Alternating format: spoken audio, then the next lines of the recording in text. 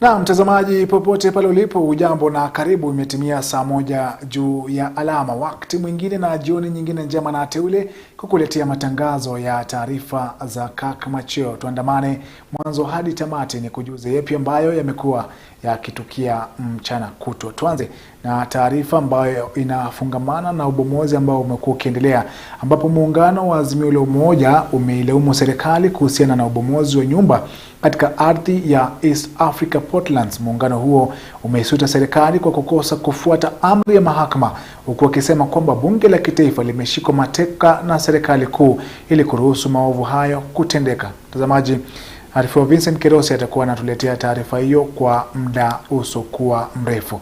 Tusonge mbele, ambapo Rais William Ruto ameendelea na ziara yake nchini Uchina akirai kampuni kuwekeza katika taifa la Kenya. Ruto ambaye yupo kwenye ziara ya kibiashara kutangamana na wawekezaji amesema kuwa Kenya imeweka miundo msingi muhimu itakayosaidia wawekezaji wa kigeni. Katika hotuba yake Jumanne ya leo, Rais amewataka wawekezaji wa Uchina kutumia teknolojia yao katika kuinua kampuni za hapa nchini. Kadhalika, serikali ya Kenya ikiainisha mikakati ambayo imesema kuwa itakuwa na manufaa kwa kampuni za Uchina ambazo zitakubali wito kuwekeza nchini Kenya. Kongamano la leo lilikuwa likiangazia pakubwa sekta ya teknolojia.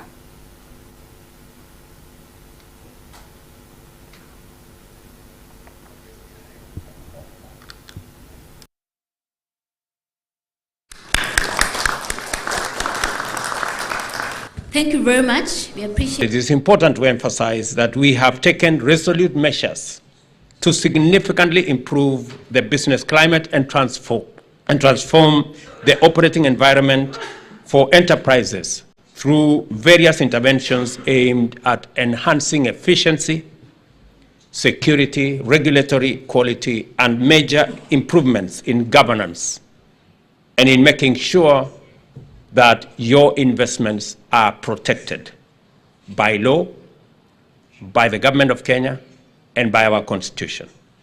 I signed into law the privatization bill that will make it much more easy for the private sector to engage with government in some of the projects and programs and initiatives to de-risk some of your investments. Chinese companies in Kenya have invested immensely in critical sectors, including energy, construction, manufacturing, and telecommunication. Yesterday, I paid a visit to one of the largest investors in the technology sector in Kenya, Huawei, who are supporting our economy and supporting our tech companies in Kenya. Again, a demonstration of true friendship between two peoples, our private sector, and also those of us running the public sector. We are established by building a common marketing platform. For example, factories to making mobile phones in Kenya, and some making chargers, some making these phone covers. If for them to do marketing for their own products, it will be very expensive and difficult. If we can build a platform for people to come to the same platform to pick everything, then it will become easy. And also for them to get more orders to produce in Kenya. The government of Kenya will give priority to the company that is going to set up the manufacturing or assembly of e-mobility vehicles. And we are ready to put an order for government vehicles, at least 5,000 government vehicles for both our security agencies and also our administration officials, for you to know that we are serious with e-mobility in Kenya. Government will be the first to buy your products. I'm pitching Kenya not as a lending destination. I'm pitching Kenya not as an aid destination. I'm pitching Kenya as an investment destination. And my message to the Chinese investors and businessmen is that Kenya is open for business. Kenya is ready for business. Kenya is safe for business. And we mean.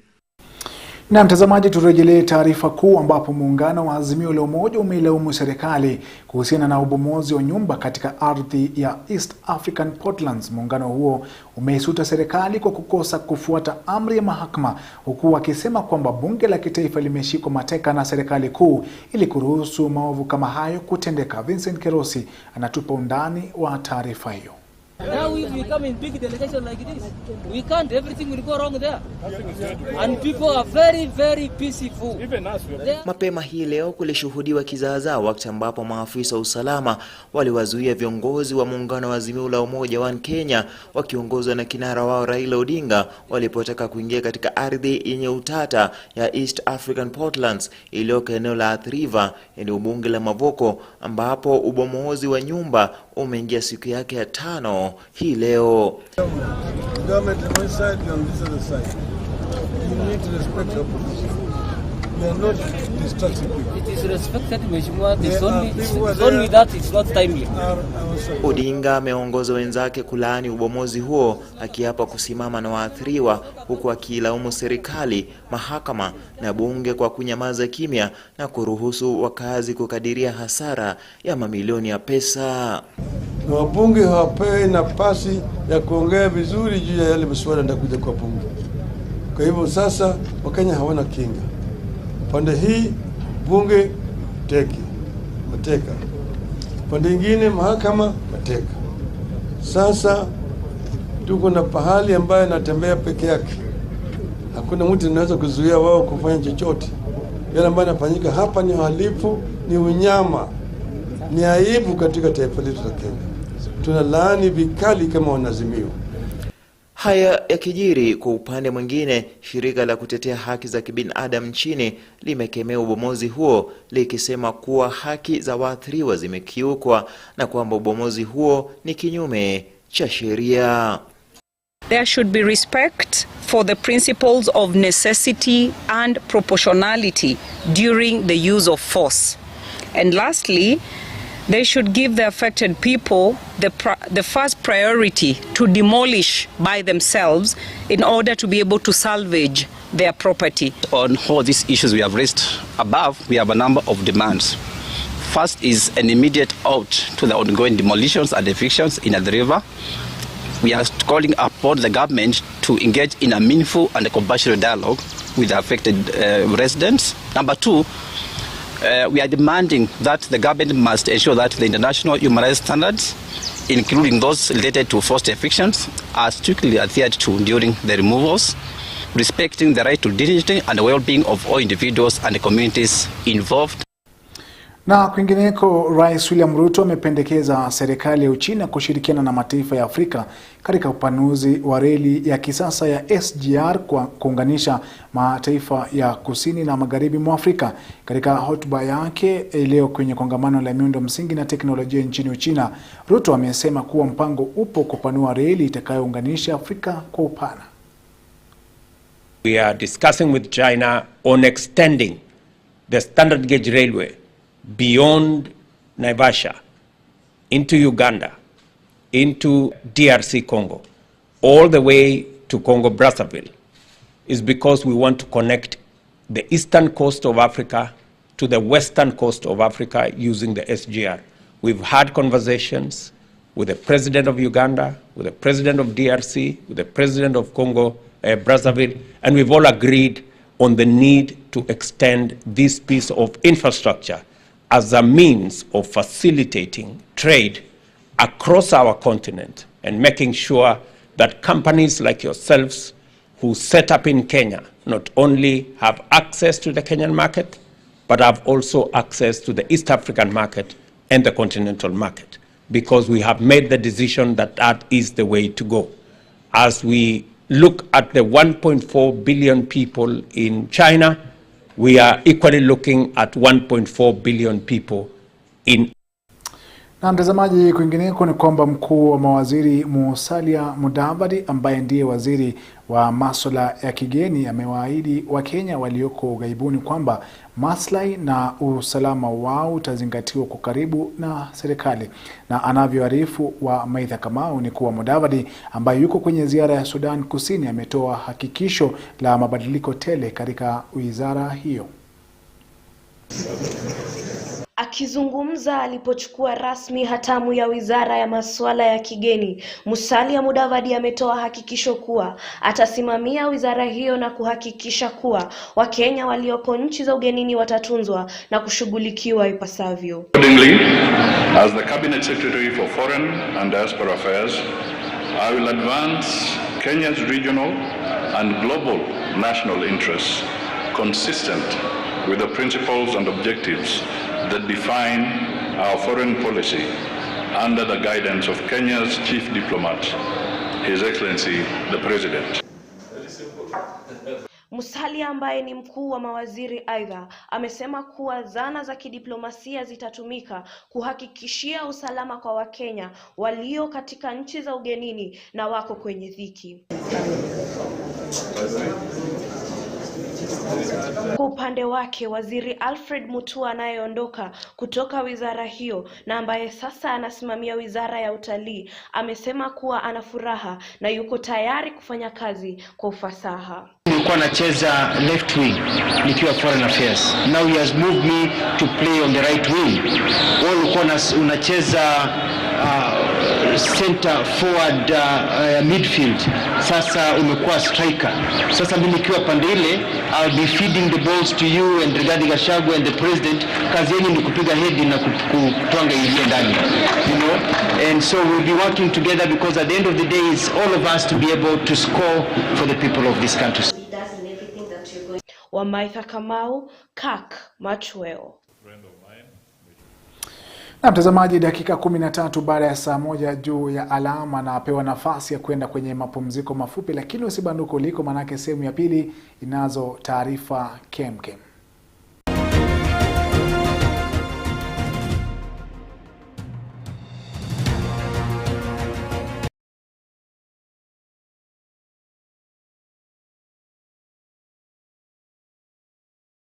Ushirikiano wa KAK TV pamoja na T Department unawaletea Tembea na Neno. Hiki ni kipindi ambacho tutakuwa tukishirikiana pamoja kila siku ya Jumanne saa 1:30 jioni tukiongea kuhusu neno la Bwana. Kuna kusoma neno na pia kuna kulielewa neno. Tukitaka kulielewa neno la Bwana kutoka kitabu cha Mwanzo mpaka Ufunuo, ili kila mmoja wetu tuweze kujua Mungu anasema nini, angetaka tujue nini. Ni mambo gani katika neno la Bwana ambalo Bwana anasema tuelewe na pia tuyatende. Tunataka kusoma neno na kulielewa. Kwa hivyo tunawakaribisha nyote kila Jumanne jioni tushirikiane pamoja katika KAK TV tuweze kusoma neno la Bwana pamoja. Karibuni na tunajua tutabarikiwa pamoja.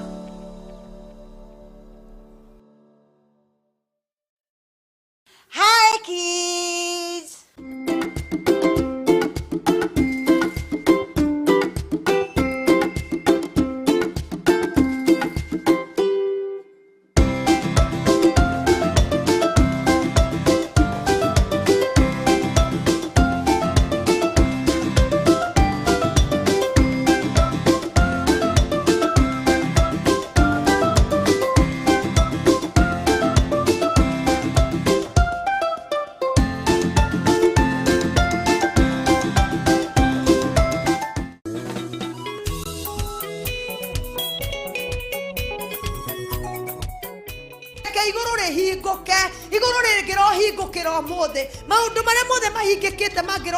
In the mighty name of Jesus.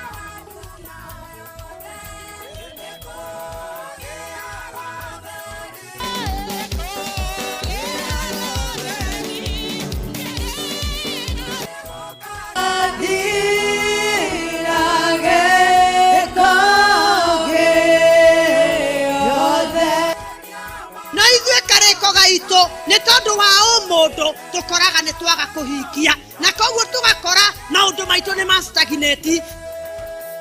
Jehova Ngai, we uproot kile gothe utahandite. Kirekano kirauga thiini wa Mathayo 15 ati kire giothe utahandite ni gikamunyurwo.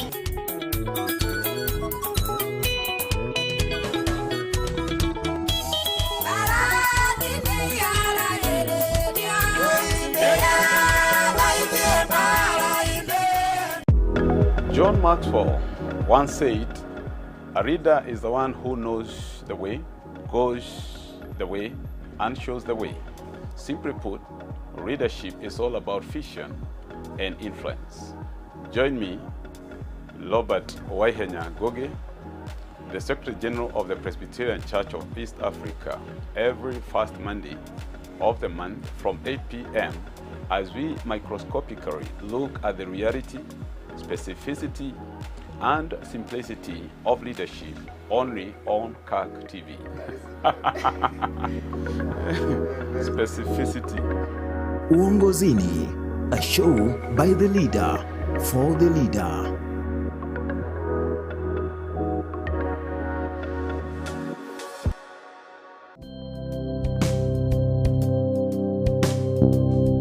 Kwenye makala ya jukwaa la moderator. Tunapojiweka mbele katika mambo yote tunayofanya, huwa tumeenda kinyume na matakwa ya Mwenyezi Mungu. Hasira moja iliyokuwa na Mungu ni kuhusu watu wanaojipenda. Kazi ya Mungu inapaswa kupewa kipaumbele. Hivyo kuna uwezekano ya kwamba tukisikiza ushauri wa Mungu kwa njia inayofaa tutakuwa sawa kwake, sababu Mungu ana rehema na anatupenda. Jiunge na moderator wa kanisa la PCA Mchungaji Thegu Mutahi kwa mahubiri, mafunzo na ufafanuzi wa masuala ibuka nchini kila Jumapili ya kwanza ya kila mwezi saa 1:30 jioni.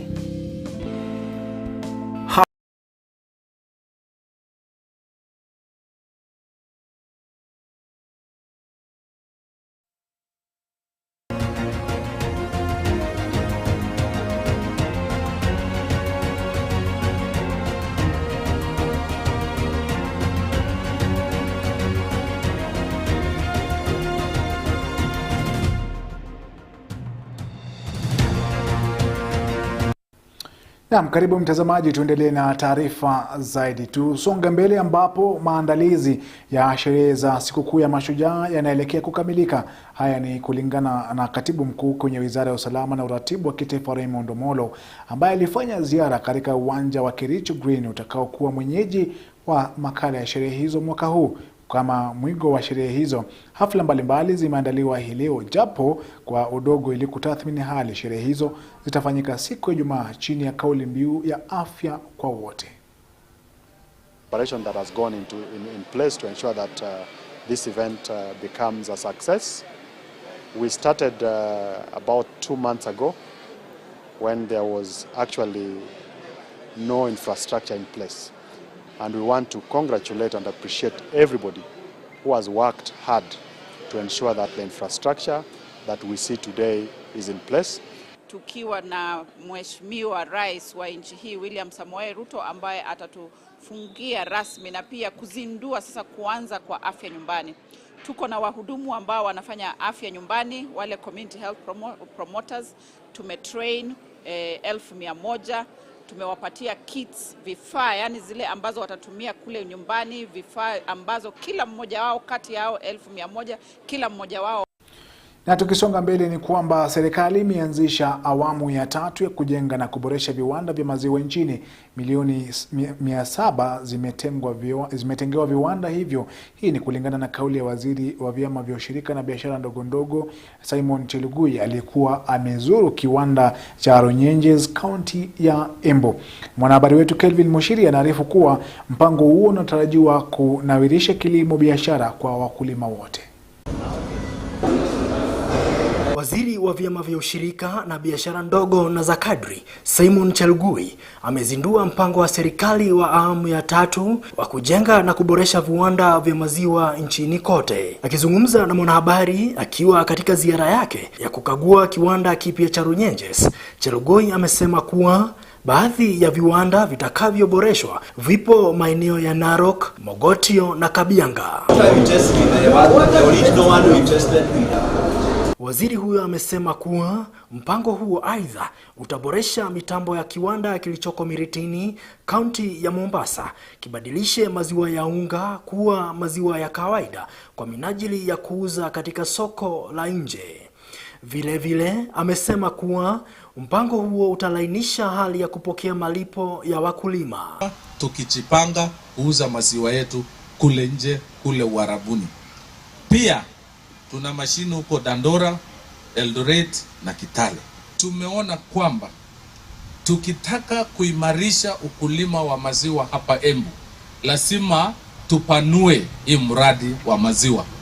Ili kujibu kilio cha wakulima cha kucheleweshwa kwa malipo yao, Chelugui amesema kuwa mazungumzo baina yake yakiongozwa na rais na wasindikaji 35 yameng'oa nanga ili kulainisha hali hiyo. Plant zetu. We will make a national announcement that will compel all processors to pay milk farmers on an appointed date. Whether they have received money or not, the milk farmer must be paid on appointed dates. Gavana wa kaunti ya Embu, Cecily Mbarile, na viongozi wa eneo hilo wameunga mkono mpango huo kwa kusema kuwa ukimalizika atatekeleza ajenda yake ya kusambaza maziwa ya bei nafuu kwa wanafunzi wa chekechea 17,000 walioko katika kaunti hiyo. Annual production katika Embu County, we produce an annual production ya 77,390 kilos per year. Na ile pesa tunaletewa huku kwa njia ya hiyo maziwa ni 3.9 billion average. Na najua serikali yako, Your Excellency, pamoja na national government mnafanya iwezavyo kumotivate these farmers, kuwaweka jeki ndio waweze kuona serikali iko na wao na waone wanaweza faidika na kulima maziwa. Gavana huyo amesema kuwa ng'ombe mmoja kwa wastani anatoa lita 8 za maziwa, ambapo idadi hiyo inaweza kupandishwa hadi lita 15 iwapo wakulima watazingatia ufugaji bora na huduma za ugani. Nikiripotia runinga ya KAK, jina langu ni Kelvin. Na mzozo umeibuka kuhusu shamba lililoko eneo la Tana River kati ya wakazi walioko eneo la Masalani, eneo bunge la Ijara, na walioko upande wa kaunti ya Tana River. Wakazi wa Masalani wanalalamikia kuingiliwa kwa mashamba yao, jambo ambalo wanadai kuwa ni ukiukaji wa mipaka. Vivian Oresha anaarifu zaidi. Wakazi wa mji wa Masalani katika kaunti ndogo ya Ijara wanalalamika kuhusu mashimo yamechimbwa katika mashamba yao na wakazi wa Hola kule Tana River, jambo ambalo linawakasirisha kwa kuwa wanadai hiyo ni kuvuka mpaka. Mmoja wa wakulima wa Ijara amesema kuwa amepata shimo imechimbwa katika shamba lake alipoamka. So hii shamba juzi nimekuja nikaona shamba kuna mtaro iliwekwa, na hiyo mtaro nikaangalia, nikarudi nikaenda ule jirani yangu mwenzangu Sheikh Isa, tukakuja pamoja tukaangaliana, tukachukua media nini, baadaye tukarudi. Viongozi wa eneo hilo, mbunge mteule Umulkhair Haron pamoja na mwakilishi wadi Eunice Abdi, wamewanyoshea wakazi wa Tana River kidole cha lawama kwa matukio yaliyotendeka. These are the farms that have been existing, and we have the farmers here with us. Some work has been done here where they've dug a ditch, probably wanting to put or to lay water pipes. And these are not residents of Masalani who've done this work. Every time the governor of Tana River comes into power, and I know him because he's my party member.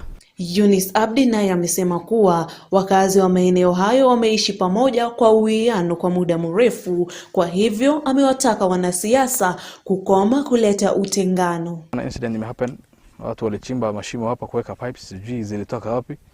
Na tunajua ya kwamba watu wa Tana River si watu wa fitina, ni watu wazuri sana, tunaishi na wao. Ukienda kwa hospitali Kifurkani ya hiyo hospitali nyingine kubwa town, wote wamejaa. Na tunakaribisha hao, ni watu wazuri. Mvutano kuhusu umiliki wa ardhi umezua hofu kwa wakazi wa Ijara na wale wa Tana River, ingawa imeanza kushughulikiwa na mamlaka husika. Viongozi wa Masalani wakitaka serikali kutilia maanani kinachoendelea kwenye mpaka wa Tana River na Ijara, hususan eneo la Masalani. Nikiripotia Kak Machweo, mimi ni Vivian Ore. Na hoja ya kumuondoa mamlakani gavana wa Meru Kawira Mwangaza imewasilishwa katika bunge la kaunti hiyo hivi leo.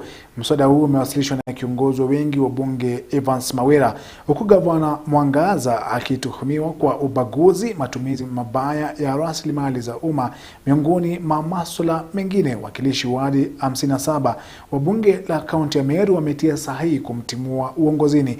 Hii ni hoja ya pili kumuondoa mamlakani gavana huyo wa Meru tangu kuchaguliwa mwezi Agosti mwaka jana.